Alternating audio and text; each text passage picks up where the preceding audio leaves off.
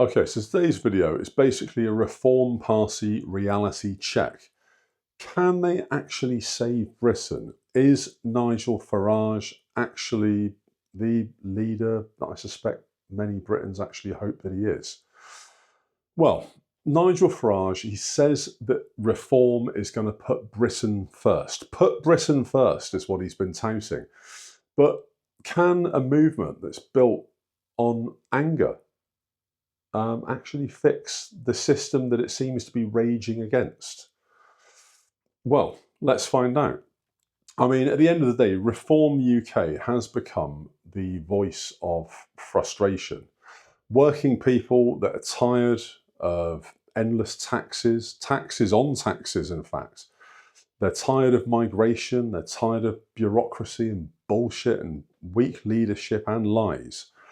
The message is dead simple. Take control back. But here's the question that nobody's really asking. Control from who? And to then do what with? So Reform promises lower taxes. They promise a smaller government. They promise far stricter borders. All of this is music to my ears, and I'm sure for many other people, on paper. But cutting taxes without cutting spending is just fantasy politics. And a smaller government sounds great until you need things like hospitals or housing or infrastructure, all of which the UK currently needs. So Farage is massively known as a master of sentiment, but not so much in terms of policy. He knows how to channel anger. He knows how to rile up a crowd. But he's never had to balance a national budget, and that is quite dangerous. Movements that are built on emotion, they tend to crash and burn into the wall of reality. Still, reform does tap into something very real, and it's the sense that Britain's more established parties, so the Conservatives, the Labour, red, blue, yellow, green, pick a colour, that they've all stopped listening. So maybe the more serious question isn't, can reform and Nigel Farage save us? But we should probably ask, what does it say about the state of Britain at the moment that people think that they are the only ones that can? I don't see reform's meteoric rise, and it is a meteoric rise, as being a revolution. I really don't. I see it more as being a symptom of a disease. And the disease is our current government. And until the current government and also the other main parties deal with the rot that they've got in their own houses, if you like, people will keep voting for protest instead of policy.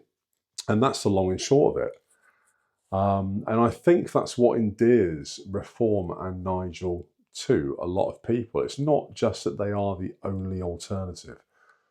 It's that they've jumped onto the bandwagon of illegal immigration with such fever, and at a time when for months it's really been the most hotly topics, story in the media. Despite the fact that I do feel that a lot of media have tried to bury it or try to eclipse it with other stories. They can't suppress it. Public sentiment on it is far too high at the moment. And obviously Reform have played into that massively. And I think that's won them a huge volume of the UK voting population. I don't see that dissipating really anytime soon. Nigel would have to do something absolutely catastrophically bad to not get elected as the next UK Prime Minister. And the proof is going to be in the pudding. In, I believe it's May, it might be April 2026, we've got our UK equivalent of the midterms. And that's what they have in America. Every 2 years, they do a kind of like a sort of mini election. And that gives you an indication as to how well the current president is doing and whether he's still going to be president, give or take in 2 years' time. So we've got that going on April or May. And I believe it's going to be really telling. And I also believe that our current government is probably going to get the shock of its life. They're down to, I think it was below 200 seats that Labour are likely to have at the moment. Conservatives are down to about 70, Reform are over 300, and then you've got a load of bottom feeders like Green and Liberals that are kind of, 10 here, 10 there. But yeah, it's a really telling time. So what are your thoughts on this? Do you think that the Reform Party are the ones that can save Britain? Can they pull us out of the mire? Is it just spin? Is it swapping one tyrant for another? I mean, literally, we've no idea at this point. But I want to hear your views on it. Drop it in the comments and let me know. YouTube is going to put another video there. Like, follow, subscribe, ring the bell, all that jazz. Another video tomorrow. Goldman, peace out.